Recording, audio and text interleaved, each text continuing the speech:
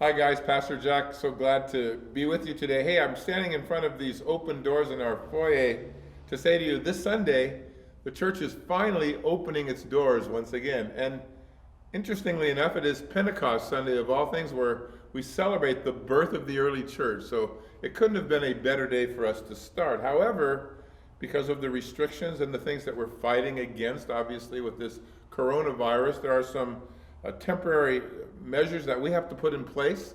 Some of them are mandated to us, some of them we have taken upon ourselves. But I think they're important as we kind of slowly roll into fully functioning again in this new kind of normal. For one thing, we're going to require face masks in the sanctuary to be worn whenever social distancing is not available. That's, by the way, a county regulation, and so we are going to enforce that. We want to be good examples. There will be sanitizing stations set up throughout the church, so you can sanitize your hands as well. I know that for some of you, you probably hate wearing the face mask. I know I hate it.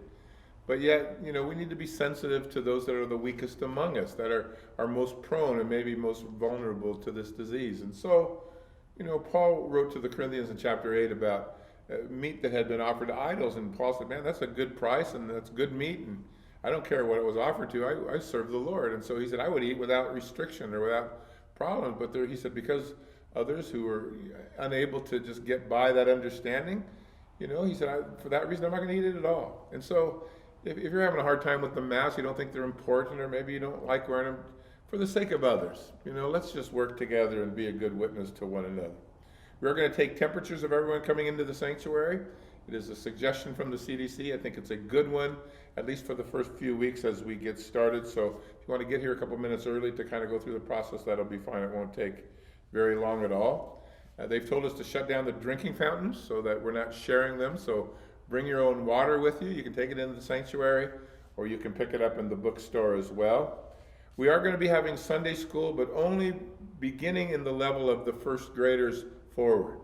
The little kids, the babies, the nursery will not be open these first few weeks, neither will the up to kindergarten. But if you're going into first grade and beyond, we're going to have classes for you. And again, temporary, we understand your needs, and we do as well, but we want to be careful and watchful and to be sure that we're doing the right things by our kids. I don't think we need to tell you if you're not feeling well, please stay home. It is good that you can watch online at the Morningstar website. You can also look at the Facebook or the YouTube platforms. You can find us there. Every service will be broadcast to you live, so you won't miss the teaching. I know you'll miss the fellowship, but when you get better, please come and join us. Services will have some size restrictions that the state has placed on us, so we'll not be using every row in the sanctuary. We'll also be using the fellowship hall and filling that up to the limit as well, so kind of expect that. Starting this Sunday, however, church will go back to its regular schedule for the most part. Chapel store will begin to be open starting this Sunday. Our thrift store up on the boulevard will open this Monday and have its regular meeting hours. But there are a few exceptions as well. We will have Monday night study. We will have our prayer meetings. The high school will meet regularly, and the young adults and all. But there's a couple of meetings that won't be taking place. Our Young at Heart over 55 ministry is going to stand down for a while yet, till we kind of get past this threat of this pandemic, since being older, they're more vulnerable, and we don't want to expose them to that. Also, our Christ in Cancer group, which meets every month, they're going to continue to meet on Zoom once a month. If you want the information or you don't have it, please call our office or check the online bulletin that we have available to you. And also our men and women's small group studies are doing a 10-week study during the summer on Zoom on Sunday nights. So again, you can go to the website, you can call the office, we'll give you all that information so that you can be directed to the groups, since those are groups of 8 or 10, and not very many more than that. You'll need to be assigned to a group in a Zoom meeting, so we'd like to help you with that. There won't be any convalescent ministry right now. We don't have access, obviously, to the homes. They're having a particularly hard time. We're not able to get into the prisons right now either. But beyond that, our Wednesday night study, our Sunday mornings, all of the regular studies that you're used to seeing at the church will be continuing with some of those mandated kind of prescriptive,